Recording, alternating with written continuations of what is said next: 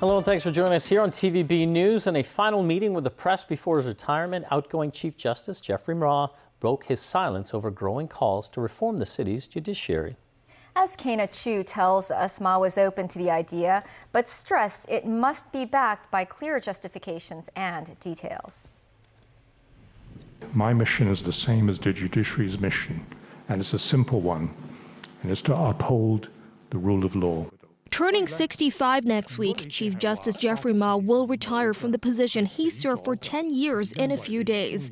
During a farewell meeting with the press this morning, he looked back on his decade-long tenure, addressing various issues including Beijing's involvement in court rulings as part of a widening crackdown on dissent. Do I get that pressure, and have I got that pressure in the last 10 years?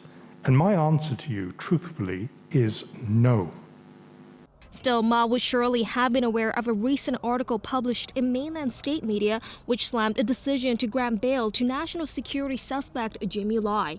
Lai's bail was eventually revoked. Declining to comment too much on the case, Ma said national security cases are handled the same way other cases are handled. Amid calls for an overhaul of the local judiciary, the outgoing top judge held an open attitude but stressed the need for justification. It's not particularly satisfactory if there's a call for reform simply on the basis of a result that one doesn't like. One's got to do a little more than that in order to make good a case for reform. The same goes for criticisms.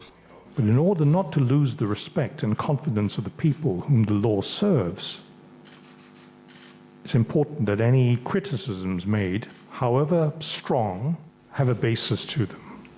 Geoffrey Ma has no plans yet on what he will be doing next, but becoming a non-permanent Court of Final Appeal judge is out of the question. So my hope for the future is the maintenance of Hong Kong's rule of law, and that Hong Kong remains a society which is governed by the rule of law. Keina Chiu, TVB News.